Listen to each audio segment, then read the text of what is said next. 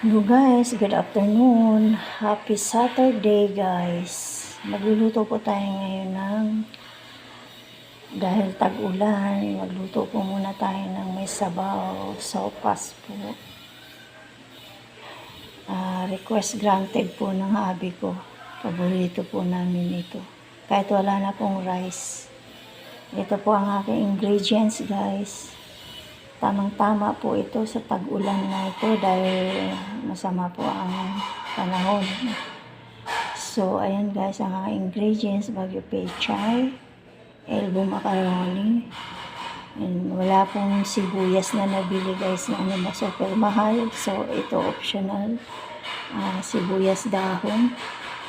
And ayan, carrots guys.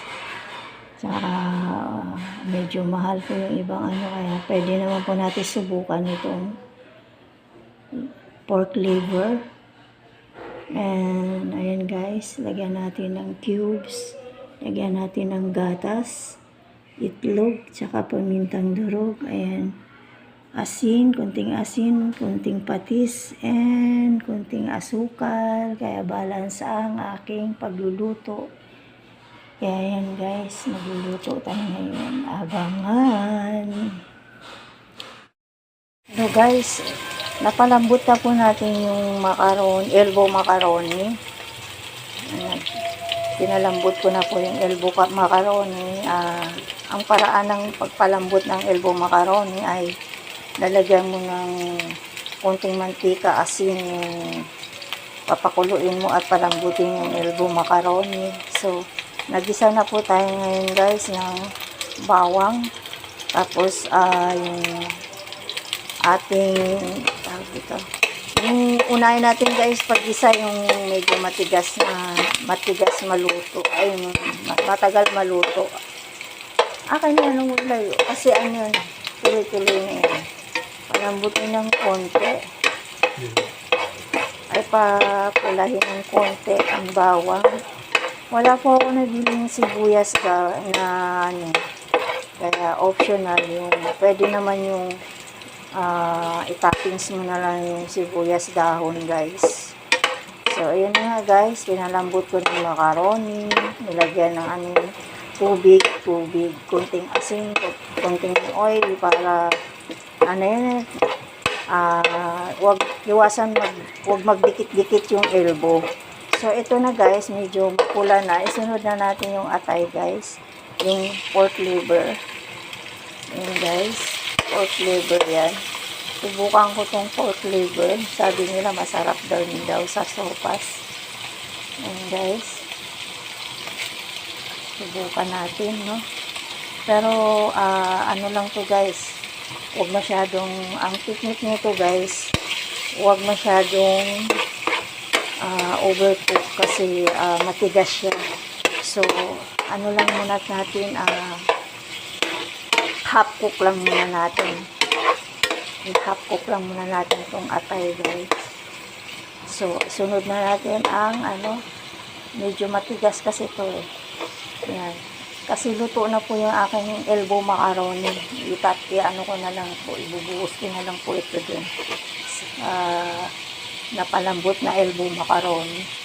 So ito kasing gulay medyo matagal, matigas, kaya unahin natin yung medyo matagal maluto.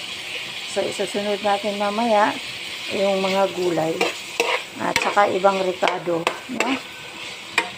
Palambutin natin konti. So pwede na ito hanguin guys at isalin dun sa pinakuluan kung elbow macaroni, malambot ka siya. So, later na po. Guys, ilalagay na natin, pakulo na ang gulay. Kaya malambot na yung elbow macaroni. So, lagyan natin ng gulay at saka yung dahon ng sibuyas guys. Para isang kuluan na lang guys. Yan, lagay na natin, no? Para sabay-sabay na po siya kasi nagisa ko na naman po yung pork liver at saka yung bawang, saka sibuyas. Ito optional na lang yung dahon. So, lagyan na natin ngayon guys ng konting asin, paminta,